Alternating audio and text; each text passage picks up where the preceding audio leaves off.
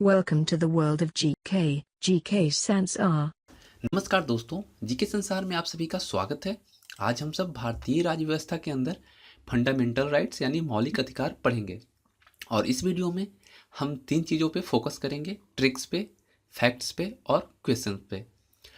जैसे कि मौलिक अधिकार जितने भी हमारे हैं उन्हें याद करना थोड़ा मुश्किल हो जाता है, इसलिए आपको मैं एक ट्रिक्स दे रहा हूँ। उस ट्रिक से आप मौलिक अधिकार जितने भी हैं उन्हें आसानी से याद रख पाएंगे और मौलिक अधिकार से जुड़े कुछ फैक्ट्स हैं वो भी आपको मैं बताऊंगा बारी बारी सबके बारे में।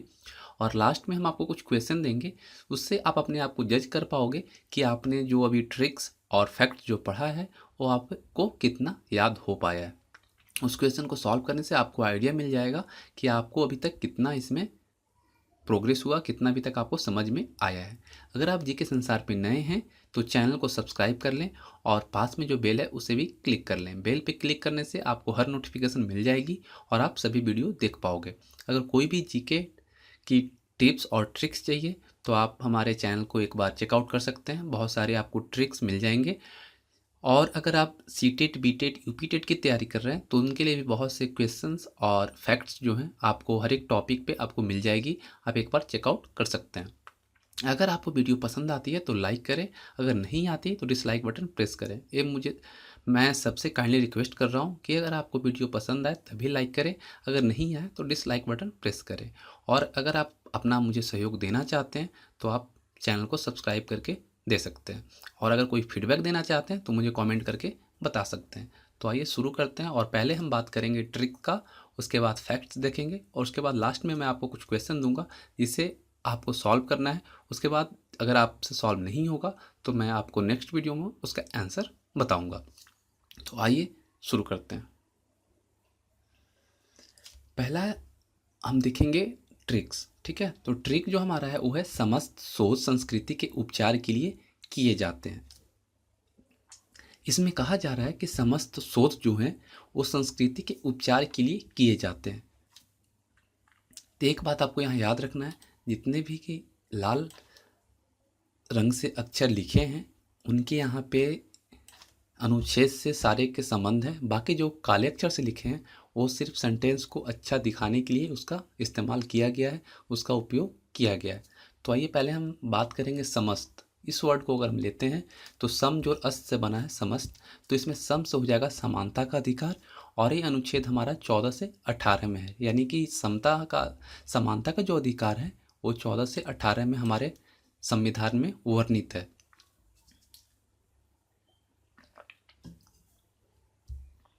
उसके बाद अस्त है, अस्त जो है हमारा उससे हो जाएगा स्वतंत्रता का अधिकार और ये 19 से 22 में सम्मिलित है और वर्णन है। उसके बाद आता है शोध, शोध से हो जाएगा शोषण के विरुद्ध अधिकार और ये आता है 23 से 24 अनुच्छेद में। उसके बाद ध, शोध का जो ध है इससे हो जाएगा धार्मिक स्वतंत्रता का अधिकार और ये आता है आपका 25 से 28 में। उसके बाद संस्कृति, देखिए यहाँ संस्कृति जो है, संस्कृति से हो जाएगा संस्कृति व शिक्षा संबंधी अधिकार और ये वर्णित है हमारे संविधान के अनुच्छेद 29 से 30 में। उसके बाद आता है उपचार, उपचार जो है ये संवैधानिक उपचारों का अधिकार है और ये अनुच्छेद 32 में आता है। और सबसे बड़ी बात जो है कि अनुच्छेद 32 को भीमराव अंबेडकर ने संविधान का आत्मा कहा है। अगर क्वेश्चन आता है कि संविधान का आत्मा किसे कहा जाता है तो संविधान का आत्मा अनुच्छेद 32 को कहा जाता है। तो आशा करता हूँ ये ट्रिक आपको समझ में आ गई होगी। अब बात करेंगे जो कुछ फैक्ट्स हैं जो कि अक्सर एग्जाम में पूछे जाते हैं, उनको हम डिस्कस करेंगे। देखिए पहले हम बात करते हैं कि मौलिक अधिकार में कुछ जो इम्पोर्टेंट फैक्ट्स हैं वो देख लेते हैं। मौलिक अधिकारों का वर्णन जो है वो संविधान के भाग 3 में अनुच्छेद 12 से 35 में किया गया है, ठीक है। मौलिक अधिकार का जो वर्णन है अनुच्छेद 12 से 35 में किया गया है और संविधान के भाग 3 को भारत का मैग्ना कार्टा भी कहा जाता है, ठीक है। तो यहाँ पे एक सवाल उठता है कि मैग्ना कार्टा होता क्या है, तो आइए पहले इसके बारे में हम जान लेते हैं, उसके बाद आगे इस पर हम डिस्कशन करेंगे। तो मैग्ना कार्टा जो है वो लैटिन भाषा में लिखित एक ऐतिहासिक दस्तावेज है और मैग्ना कार्टा को आज़ादी का महान चार्टर यानी ग्रेट चार्टर ऑफ फ्रीडम्स भी कहा जाता है। और इसकी उत्पत्ति कैसे हुई इसके बारे में थोड़ा डिस्कशन कर लेते हैं। 15 जून 1215 ईस्वी को मैग्ना कार्टा पर ब्रिटेन के तत्कालीन राजा किंग जॉन ने हस्ताक्षर किए थे। मैग्ना कार्टा के इस अहम दस्तावेज के तहत ही पहली बार राजा को कानून के दायरे में रखा गया। इसी दस्तावेज के अंदर राजा को कानून के अंदर रखा गया और यह नियम बनाया गया कि कोई भी व्यक्ति, संस्था या राजा कानून से ऊपर नहीं है, सब कानून के अंदर आएंगे। करीब 3500 शब्दों की मैग्ना कार्टा संधि चर्मपत्र यानी पार्चमेंट पर लिखी गई है। इसमें लैटिन भाषा में लिखी एक प्रस्तावना है और 63 धाराएं हैं। जो मैग्ना कार्टा है उसमें एक प्रस्तावना है और कुल 63 धाराएं हैं। मैग्ना कार्टा को ब्रिटेन और अमेरिका में वही दर्जा प्राप्त है जो भारत में संविधान को प्राप्त है। ठीक है, जो भारत में संविधान को दर्जा दिया गया है वही मैग्ना कार्टा को ब्रिटेन और अमेरिका में दर्जा प्राप्त है। मैग्ना कार्टा ने ब्रिटेन और अमेरिका के साथ साथ विश्व को भी बदलने का काम किया है। इसमें लिखा गया है कि किसी भी शख्स को कानून के तहत दोषी साबित होने के बाद ही सजा, देश निकाला या पद मुक्त किया जा सकता है। यानी किसी भी व्यक्ति को इसलिए दंडित नहीं किया जा सकता क्योंकि राजा का मिजाज अच्छा नहीं था। यही वजह है कि इसे आधुनिक कानून और न्याय तंत्र का आधार माना गया। अगर किसी पे आरोप लगता है तो उसे पदमुक्त नहीं किया जा सकता या उसे दंड नहीं दिया जा सकता जब तक कि उसकी सजा उस पर दोष सिद्ध या दोष साबित न हो जाए। मैग्ना कार्टा मानवाधिकार की बुनियाद रखने वाला दस्तावेज भी माना जाता है। मैग्ना कार्टा ने महिला अधिकार कार्यकर्ताओं से लेकर महात्मा गांधी और नेल्सन मंडेला तक को प्रेरित किया है। हमारे संविधान में भी मौलिक अधिकार संबंधी प्रावधान को भारतीय संविधान का मैग्ना कार्टा कहा जाता है, यानी कि Magna carta of Indian constitution कहा जाता है। ठीक है, यही है हमारा मैग्ना कार्टा। आशा करता हूँ ये आपको समझ में आ गई होगी। अब चलिए पीछे हम जो पॉइंट हमने छोड़ रखा था उसे डिस्कस कर लेते हैं। उसके बाद आता है मौलिक अधिकारों को अमेरिका के संविधान से लिया गया है। जो मौलिक अधिकार है वो अमेरिका के संविधान से लिया गया है। मूल संविधान में 7 मौलिक अधिकारों को स्थान दिया गया था। जब हमारा संविधान बना था तो उसमें जो मौलिक अधिकार दिया गया था वो 7 था, किंतु जो 1978 में 44वां संविधान संशोधन हुआ उसमें से संपत्ति का जो अधिकार है उसे अनुच्छेद 31 से हटाकर अनुच्छेद 300 क के तहत विधायी का अधिकार दिया गया है। यानी कि इससे संपत्ति के अधिकार को मौलिक अधिकार से हटा दिया गया है। उसके बाद बचता है 6 मौलिक अधिकार हमारे पास। मौलिक अधिकारों में संशोधन हो सकता है एवं राष्ट्रीय आपात यानी कि अनुच्छेद 352 के तहत ही राष्ट्रीय आपात लगाया जाता है के दौरान जीवन एवं व्यक्तिगत स्वतंत्रता के अधिकार को छोड़कर अन्य मौलिक अधिकारों को स्थगित किया जा सकता है। सिर्फ आपको जीने की आज़ादी छोड़कर बाकी जितने भी आपको अधिकार दिए गए हैं वो ज़रूरत पड़ने पे राष्ट्रीय आपात अगर इमरजेंसी घोषित होती है तो आपसे वो सारे छीने जा सकते हैं। चलिए अब बात करते हैं भारतीय नागरिकों को कौन कौन से मूल अधिकार प्राप्त हैं। तो पहला जो आता है समता या समानता का अधिकार, ये अनुच्छेद 14 से 18 में है। स्वतंत्रता का अधिकार जो है इंडिपेंडेंस यानी कि आज़ादी का जो अधिकार है वो अनुच्छेद 19 से 22 में है। शोषण के विरुद्ध का अधिकार जो है अनुच्छेद 23 से 24 में है। धार्मिक स्वतंत्रता का अधिकार जो है अनुच्छेद 25 से 28 में है। संस्कृति एवं शिक्षा का अधिकार जो है वो 29 से 30 में है और संवैधानिक अधिकार अनुच्छेद 32 में है और यही हमारा संविधान का आत्मा भी है। ठीक है, इसे भीमराव अम्बेडकर ने संविधान का आत्मा कहा है। अब बारी बारी से हम देखते हैं अनुच्छेदों को, कौन से अनुच्छेद में क्या है और किस तरह काम करता है। पहले बात करते हैं समता या समानता का अधिकार। तो अनुच्छेद 14 की जब हम बात करते हैं तो इसमें है विधि के समक्ष समता। इसका अर्थ है कि राज्य सभी व्यक्तियों के लिए एक समान कानून बनाएगा तथा उन पर समान ढंग से उसे लागू करेगा। इसमें कोई पक्षपात नहीं होगी, सभी के लिए समान कानून होगा। अनुच्छेद 15 में जो है धर्म, नस्ल, जाति, लिंग या जन्म स्थान के आधार पर भेदभाव का निषेध है। यानी कि राज्य के द्वारा धर्म, मूल वंश, जाति, लिंग एवं स्थान आधार के आदि पे नागरिकों के प्रति जीवन के किसी भी क्षेत्र में भेदभाव नहीं किया जाएगा। यह हमारा अनुच्छेद 15 में अधिकार दिया गया है। अनुच्छेद 16 जो है लोक नियोजन के विषय में अवसर की समता, यानी कि जो आपका रोजगार है उसमें समान अवसर सभी को दिया जाएगा। राज्य के अधीन किसी पद पर नियोजन या नियुक्ति के संबंधित विषयों में सभी नागरिकों के लिए अवसर की समानता होगी, सिर्फ अनुसूचित जनजाति और अनुसूचित जाति और पिछड़ा वर्ग को छोड़कर। इन्हें एक्सेप्शनल रखा गया, अपवाद में रखा गया, बाकी के लिए सभी के लिए समान अवसर दिए जाएंगे। फिर बात करते हैं अनुच्छेद 17 का। इसमें जो है छुआछूत का अंत यानी कि अप्रेस्यता का अंत, अप्रेस्यता का उन्मूलन के लिए इससे दंडनीय अपराध घोषित किया गया। इसको दंडनीय अपराध घोषित किया गया है। अगर जो व्यक्ति इस चीज़ को करता है, छुआछूत मानता है, उसे दंड दिया जा सकता है। ठीक है, ये अनुच्छेद 17 में इसका वर्णन है। अनुच्छेद 18 कहता है कि उपाधियों का अंत, सेना या विद्या संबंधी सम्मान के सिवाय सेना में या विद्या यानी कि एजुकेशन फील्ड से जो सामान होता है उसे छोड़कर और कोई भी उपाधि राज्य द्वारा प्रदान नहीं किया जाएगा।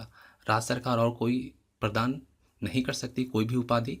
या भारत का कोई नागरिक अगर किसी देश से कोई उपाधि स्वीकार करना चाहता है तो उसके लिए उसे राष्ट्रपति का आज्ञा लेना जरूरी हो जाता है। और ये जो अधिकार है वो अनुच्छेद 18 में इसका वर्णन किया गया है।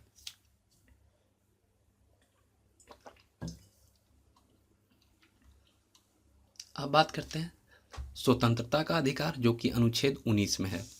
मूल अधिकारों में 7 तरह की स्वतंत्रता का उल्लेख था, लेकिन अब 6 है। पहले ही मैं बताया हूँ कि इसमें संपत्ति का अधिकार जो है उसे हटा दिया गया।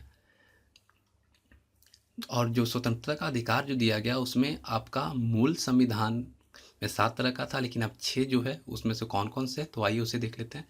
19 का यानी कि हम अगर इंग्लिश में देखते हैं तो उसे 19 ये बोलेंगे, बोलने की स्वतंत्रता। और ये जो आज़ादी है वो प्रेस को भी दी गई है, प्रेस को भी इसी अनुच्छेद यानी कि 19A के तहत रखा गया है। 19B जो है शांतिपूर्वक बिना हथियार के एकत्रित होने और सभा करने की आज़ादी है। आप कहीं भी एकत्रित होकर सभा कर सकते हैं, बशर्ते आपके पास कोई हथियार न हो और आप शांतिपूर्ण करें। तीसरा जो है 19C जो है संघ बनाने की स्वतंत्रता है। 19D जो है देश में किसी भी क्षेत्र में आवागमन की स्वतंत्रता है। आप 19D के तहत भी किसी भी क्षेत्र में आप देश के भ्रमण कर सकते हैं, इसमें आपको कोई रोक टोक नहीं है। 19E जो कहता है कि देश के किसी भी क्षेत्र में निवास करने और बसने की आपको आज़ादी दी जाती है। 19E के तहत ही आप देश के किसी भी कोने में जाकर बस सकते हैं, बशर्ते सिर्फ जम्मू एंड कश्मीर को छोड़कर।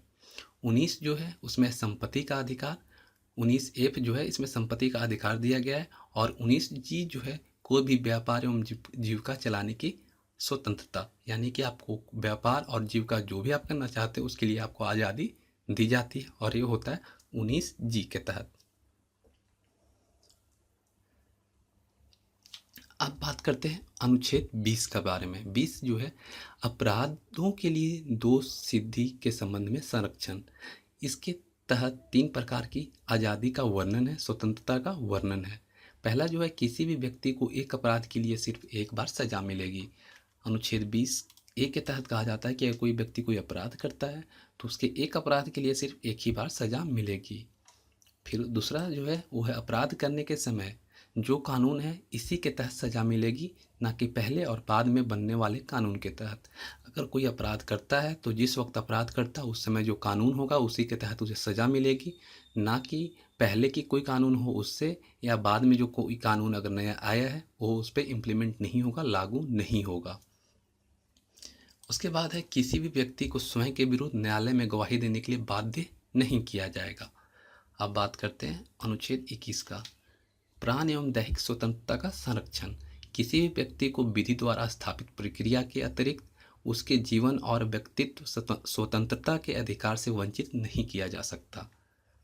ठीक है, और अनुच्छेद 21 का जो है उसमें कहा गया है राज्य के सभी 6 से 14 वर्ष के आयु के बच्चे जो होंगे राज्य और विधि द्वारा अवधारित करना होगा कि उन्हें निःशुल्क और अनिवार्य शिक्षा उपलब्ध कराया जाएगा। और ये जो है 86वां संशोधन हुआ था 2002 में, उसके द्वारा ये अधिकार दिया गया है। तो ये क्वेश्चन बहुत ही इम्पॉर्टेंट है, आप इसे VBI के तौर पे रख सकते हैं कि जो 6 से 14 वर्ष के बच्चे जो होते हैं उनको मुफ्त और मतलब फ्री शिक्षा और अनिवार्य शिक्षा जो दिया गया है वो किस संशोधन के तहत दिया गया है, तो ये 86वां संशोधन के तहत 2002 में दिया गया है। अब अनुच्छेद 22 की बात कर लेते हैं। कुछ दशाओं में गिरफ्तारी और निरोध में संरक्षण जो है उसके बारे में अनुच्छेद 22 है। ठीक है, अनुच्छेद 22 इसी के बारे में है। अगर किसी भी व्यक्ति को मनमाने ढंग से हिरासत में लिया गया है तो उसे 3 प्रकार की आज़ादी यानी स्वतंत्रता प्रदान की गई है। पहला, हिरासत में लेने का कारण बताना होगा, किस कारण से उसे हिरासत में लिया जा रहा है। दूसरा, 24 घंटे के अंदर उसे दंडाधिकारी के समक्ष पेश किया जाएगा, यानी कि 24 घंटे के अंदर उसे मजिस्ट्रेट के पास उसे पेश करना होगा। या तीसरा, उसे अपने पसंद के वकील से सलाह लेने का अधिकार देना होगा। ठीक है, ये 3 आज़ादी प्रदान की गई है अनुच्छेद 22 के तहत। अब आइए शोषण के विरुद्ध जो हमारा थर्ड नंबर पे है वो देख लेते हैं। शोषण के विरुद्ध अधिकार, और ये अनुच्छेद 23 इसमें आता है। मानव के दुर्व्यापार और बलात्सर्म का प्रतिषेध। इसके द्वारा किसी भी व्यक्ति की खरीद बिक्री, बेगारी तथा इस प्रकार का अन्य जबरदस्ती लिया हुआ श्रम निषिद्ध ठहराया गया है, जिसका उल्लंघन विधि के अनुसार दंडनीय अपराध है। अगर कहीं भी मानव तस्करी होती है, मानव की खरीद बिक्री होती है, या किसी का किया मेहनत का किया हुआ श्रम अगर किसी से हम छीनते हैं तो यह गलत ठहराया गया है, और अगर जो इसका उल्लंघन करेगा तो वो जो होगा वो दंडनीय अपराध का भागीदार होगा। लेकिन एक चीज़ इसमें आपको याद रखना होगा कि अनुच्छेद 23 के तहत ही एक बात रखी गई है कि अगर जरूरत पड़ती है राष्ट्र सेवा करने के लिए तो आपको बाध्य किया जा सकता है। अनुच्छेद 24, बालकों के नियोजन का प्रतिषेध। देखिए ये भी बहुत इम्पोर्टेंट है। ठीक है, बेबिया इसमें आप रख सकते हैं कि 14 वर्ष के कम आयु के बच्चे को किसी भी कारखानों या अन्य जोखिम भरे काम में नियुक्त नहीं किया जा सकता, और इसे अनुच्छेद 24 में रखा गया है। और बालकों के नियोजन का जो प्रतिषेध है, अगर क्वेश्चन आता है कि बालकों के नियोजन का प्रतिषेध किस अनुच्छेद के अंतर्गत आता है तो यह 24 अंतर्गत आता है, अनुच्छेद 24 के अंतर्गत। ठीक है, अब बात करते हैं 4th नंबर पे धार्मिक स्वतंत्रता का अधिकार, और ये अनुच्छेद 25 से स्टार्ट होता है। तो अनुच्छेद 25 जो है अंतःकरण की और धर्म को आबाद रूप से मानने, आचरण और प्रचार करने की आज़ादी दी जाती है। कोई भी व्यक्ति किसी भी धर्म को मान सकता है और उसका प्रचार प्रसार कर सकता है। ठीक है, अनुच्छेद 26 है धार्मिक कार्यों के प्रबंध की स्वतंत्रता। व्यक्ति को अपने धर्म के लिए संस्थाओं की स्थापना व पोषण करने, विधि समस्त संपत्ति के अर्जन, स्वामित्व का और प्रशासन का अधिकार इसमें दिया गया है। अनुच्छेद 27 जो है, राज्य किसी भी व्यक्ति को ऐसे कर देने के लिए बाध्य नहीं कर सकता जिसकी आय किसी विशेष धर्म अथवा धार्मिक संप्रदाय की उन्नति या पोषण में व्यय करने के लिए विशेष रूप से निश्चित कर दी गई है। अनुच्छेद 28 है राज्य विधि से पूर्णतः पोषित किसी शिक्षा संस्था में धार्मिक शिक्षा नहीं दी जाएगी। ऐसी शिक्षण संस्थान अपने विद्यार्थियों को किसी धर्म या धार्मिक अनुष्ठान में भाग लेने या किसी धर्मोपदेश को बलात् सुनने हेतु बाध्य नहीं कर सकते। यह जो अधिकार है अनुच्छेद 28 में दिया गया है। अब बात करते हैं 5th नंबर पे जो हमारा 5वां मौलिक अधिकार संस्कृति एवं शिक्षा संबंधित अधिकार, और ये शुरू होता है अनुच्छेद 29 से। अल्पसंख्यक हितों का संरक्षण। कोई अल्पसंख्यक वर्ग अपनी भाषा, लिपि और संस्कृति को सुरक्षित रख सकता है, और केवल भाषा, जाति, धर्म और संस्कृति के आधार पर उसे किसी भी सरकारी शैक्षिक संस्था में प्रवेश से नहीं रोका जाएगा। यह अनुच्छेद 29 में इसका वर्णन किया गया है। अनुच्छेद 30 जो है उसमें कहा गया है कि शिक्षा संस्थाओं की स्थापना और प्रशासन करने का अल्पसंख्यक वर्गों का अधिकार इसमें दिया गया है। यानी कोई भी अल्पसंख्यक वर्ग अपनी पसंद की शैक्षणिक संस्था चला सकता है और सरकार उसे अनुदान देने में किसी तरह की भेदभाव नहीं करेगी। अब बात करते हैं 6th नंबर जो कि लास्ट है हमारा, और ये है संविधान का आत्मा कहा गया इसे, संवैधानिक उपचारों का अधिकार। और इसे देखिए, जैसा कि हमने बताया था पहले भी शुरुआत में भी कि संवैधानिक उपचारों का अधिकार को भीमराव अंबेडकर ने संविधान की आत्मा कहा है। और आइए बात करते हैं अनुच्छेद 32 के बारे में, पूरी तरह से इसे हम समझते हैं। इसके तहत मौलिक अधिकारों को परिवर्तित कराने के लिए समुचित कार्यवाहियों द्वारा उच्चतम न्यायालय के आवेदन का करने का अधिकार प्रदान किया गया है। इस संदर्भ में सर्वोच्च न्यायालय को 5 तरह के रिट निकालने की शक्ति प्रदान की गई है, जो निम्न है। कौन कौन से रिट दी गई है? सुप्रीम कोर्ट को बंदी प्रत्यक्षीकरण, परमादेश, प्रतिषेध लेख, उत्प्रेषण या अधिकार परीक्षा लेख। और हम अब बारी बारी से सबके बारे में, पांचों के बारे में जानते हैं कि जो पांच जो रीट है वो किस तरह से काम करती है। पहले बात करते हैं बंदी प्रत्यक्षीकरण। यह उस व्यक्ति की प्रार्थना पर जारी किया जाता है जो यह समझता है कि उसे अवैध रूप से बंदी बनाया गया है। ठीक है, इसके द्वारा न्यायालय बंदीकरण करने वाले अधिकारी को आदेश देता है कि वह बंदी बनाए व्यक्तियों को निश्चित स्थान और निश्चित समय के अंदर उपस्थित करे, जिससे न्यायालय बंदी बनाए गए और उसके कारण को जानकर उस पर विचार कर सके। दूसरा है परमादेश। परमादेश का लेख उस समय जारी किया जाता है जब कोई पदाधिकारी अपने सार्वजनिक कर्तव्य का निर्वाह नहीं करता।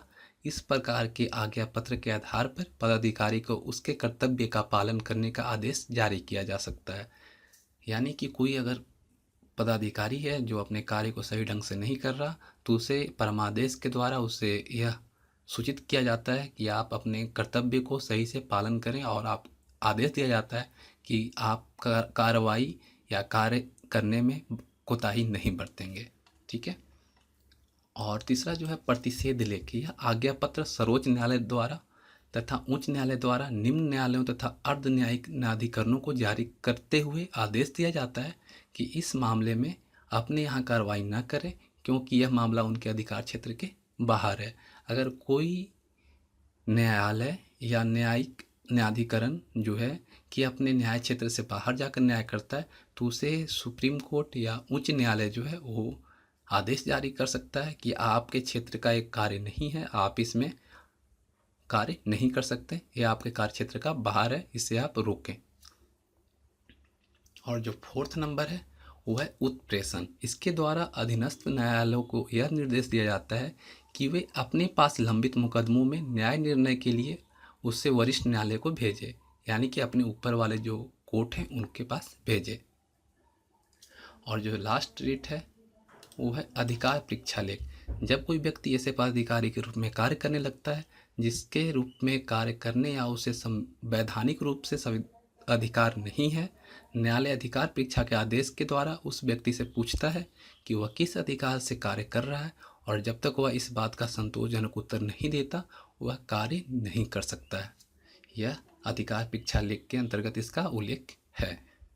अब आइए देखते हैं कुछ क्वेश्चन, और आशा करता हूँ इतना कुछ पढ़ने के बाद आप क्वेश्चन को आसानी से सॉल्व कर लेंगे। चलिए तो क्वेश्चन देखते हैं। फर्स्ट क्वेश्चन हमने सॉल्व कर रखा है, बाकी क्वेश्चन आपके लिए छोड़ा हूँ। पहला क्वेश्चन है कौन सा मौलिक अधिकार नहीं है। ऑप्शन है शोषण के विरुद्ध अधिकार, संपत्ति का अधिकार, समानता का अधिकार या स्वतंत्रता का अधिकार। तो जो संपत्ति का अधिकार है इसको 44वां संशोधन जो 1978 में हुआ उसके तहत हटा दिया गया है, यानी इसका आंसर जो होगा वो संपत्ति का अधिकार होगा। बाकी जो क्वेश्चन है वो आपके लिए। आइए क्वेश्चन देखते हैं और आशा करता हूँ आप आसानी से इसे सॉल्व कर पाएंगे।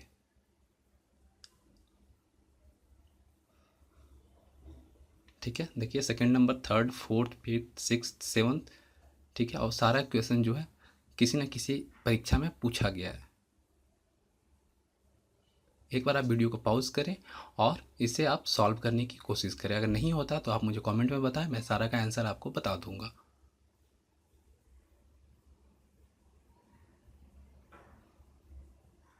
ठीक है, 8, 9, 10, 11, 12, 13।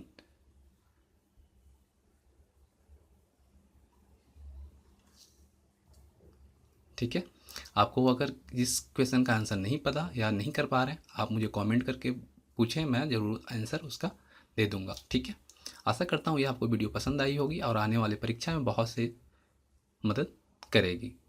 तो मिलते हैं अगले वीडियो में, तब तक के लिए धन्यवाद। और लास्ट बार फिर मैं बोल रहा हूँ, आप अपना सहयोग देने के लिए मेरे चैनल को सब्सक्राइब करें और वीडियो पसंद आए तभी लाइक और शेयर करें।